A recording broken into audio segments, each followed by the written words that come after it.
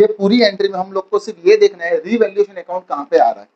अगर डेबिट आ रहा है तो रीवैल्यूएशन अकाउंट में डेबिट करो, क्रेडिट आ रहा है तो रीवैल्यूएशन अकाउंट में क्रेडिट करेंगे। जैसे कि सबसे पहली एंट्री रीवैल्यूएशन अकाउंट क्रेडिट हो रहा है तो credit side by increase in assets, first entry. Second entry में रीवैल्यूएशन अकाउंट डेबिट हो रहा है लेकिन रीजन कौन सा है, डिक्रीज, तो यहां पे लिखेंगे टू डिक्रीज इन एसेट्स। ऊपर वाला एरो मार्क करूं उसका मतलब इंक्रीज समझने का, नीचे वाला एरो मार्क करूं उसका मतलब डिक्रीज समझने का। Then after revaluation account credit हो रहा है तो क्रेडिट साइड नाम डेबिट का बाय अनरिकॉर्डेड एसेट्स, ये एसेट्स का किस्सा फिनिश, बराबर।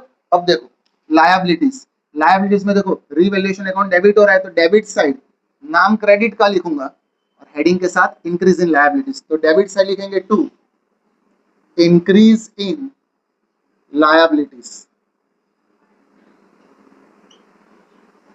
उसके बाद वाली एंट्री में रीवैल्यूएशन अकाउंट क्रेडिट हो रहा है तो क्रेडिट साइड नाम डेबिट का बाय डिक्रीज इन लायबिलिटीज।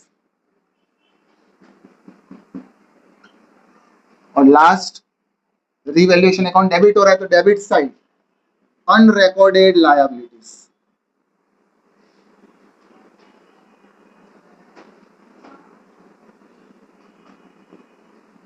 इसमें और भी कुछ नाम आएंगे, वो सम्स में हम लोग देख लेंगे। अब रीवैल्यूएशन अकाउंट हम लोग क्लोज करेंगे। अगर क्रेडिट साइड का टोटल बड़ा हो तो सेम टोटल लिखने का डेबिट साइड, बैलेंस अगर डेबिट साइड बचता है तो उसको हम लोग कहते हैं प्रॉफिट ऑन रीवैल्यूएशन। हम लोग सपोज करते हैं कि दो पार्टनर है ए एंड बी, तो जो प्रॉफिट आया उसको ओल्ड रेशियो में डिस्ट्रीब्यूट करने का, हमेशा प्रॉफिट ओल्ड रेशियो में। वैसे ही अगर बैलेंस क्रेडिट साइड बचता है यानी डेबिट साइड का टोटल बड़ा हो तो सेम लिखेंगे क्रेडिट साइड, और बैलेंस अगर क्रेडिट साइड बचता है तो उसको हम लोग कहते हैं loss by loss on revaluation. Profit हो या लॉस हो वो ओल्ड रेशियो में ही डिस्ट्रीब्यूट होता है। सपोज वापस से दो पार्टनर ले लेते हैं, यहाँ पे जो अमाउंट मिलेगी उसको ओल्ड रेशियो दिया होगा सब में, उसके हिसाब से हम लोग डिस्ट्रीब्यूट कर देंगे। अब ये जो प्रॉफिट है और ये लॉस है ना, इसके बाद दूसरा अकाउंट बनता है पार्टनर्स कैपिटल अकाउंट।